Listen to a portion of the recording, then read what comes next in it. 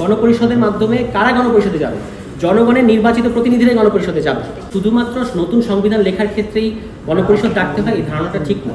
আমরা অনেকগুলো দেশের উদাহরণ দেখেছি, সেক্ষেত্রে তারা সংবিধানের বড় কোনো পরিবর্তনের ক্ষেত্রে গণপরিষদ নির্বাচনের আয়োজন করেছে।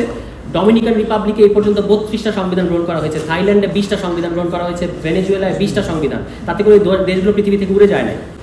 ফলে এই আলোচনাগুলো যারা করেন যে বাংলাদেশে ইতিমধ্যে একটা রাষ্ট্র আছে, ইতিমধ্যে সংবিধান আছে, আবার কেন দরকার, তারা ঠিক দাবি তোলেন বলে আমাদের কাছে মনে হয় না। আমরা বলেছি যে গণপরিষদের মাধ্যমে কারা গণপরিষদে যাবে? জনগণের নির্বাচিত প্রতিনিধিরাই গণপরিষদে যাবে।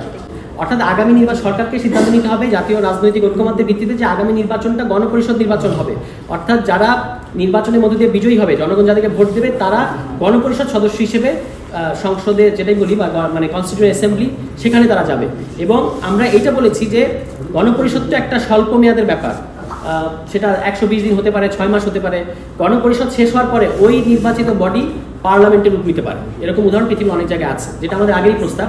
কমিশন কিন্তু যেভাবে বলেছে, আপনারা খেয়াল করবেন তাদের ভাষাটা, যে গণপরিষদ ও আইনসভা হিসেবে নির্বাচিত সংসদ। তার মানে তারা বলছেন যে এমন একটা নির্বাচিত বডি যেখানে আপনি একই সাথে গণপরিষদ সদস্য এবং একই সাথে পার্লামেন্ট মেম্বার।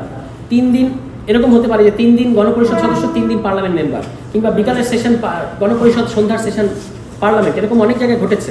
এটা আলোচনা হতে পারে, কিন্তু আমাদের প্রস্তাবটা কিন্তু একটু ডিফারেন্ট, এসেন্সের দিক থেকে এক হলেও একটু ডিফারেন্ট। সেটা হচ্ছে আমরা বলেছি আগে গণপরিষদের কার্য সম্পন্ন হবে। তার মানে কি আপনারা এক্সিস্টিং যে আমাদের সংবিধান সে অনুযায়ী নির্বাচন চাচ্ছেন 300 আসনে, এবং এক্সিস্টিং যে এইভাবেই নির্বাচন চাচ্ছেন? এটা তো জুলাই সনদ হবে, এবং জুলাই সনদের মধ্য দিয়ে সিদ্ধান্ত নেওয়ার ব্যাপার আছে যে আমরা যদি সিদ্ধান্তে আসতে পারি যে সংবিধানের বড় পরিবর্তন কিংবা সম্পূর্ণ নতুন সংবিধান যেটাই হোক, এটা লিখিত হবে, তখন এই সংবিধানের প্রশ্নে তখন আবার নতুন করে সিদ্ধান্ত নেওয়া যাবে বলে আমরা মনে করি। সুতরাং আমাদের দিক থেকে তো আমরা আগেই বলেছি যে এই সংবিধানকে বাতিল করা দরকার, এবং লিগ্যাল ফ্রেম অর্ডারের মধ্য দিয়ে আগামী ইলেকশন হতে পারে, কিংবা জুলাই সনদের মধ্যে দিয়ে হতে পারে। পদ্ধতি অনেকগুলো আছে, আগে জাতীয় ঐক্যমত্য হতে হবে এইসব বিষয়ে।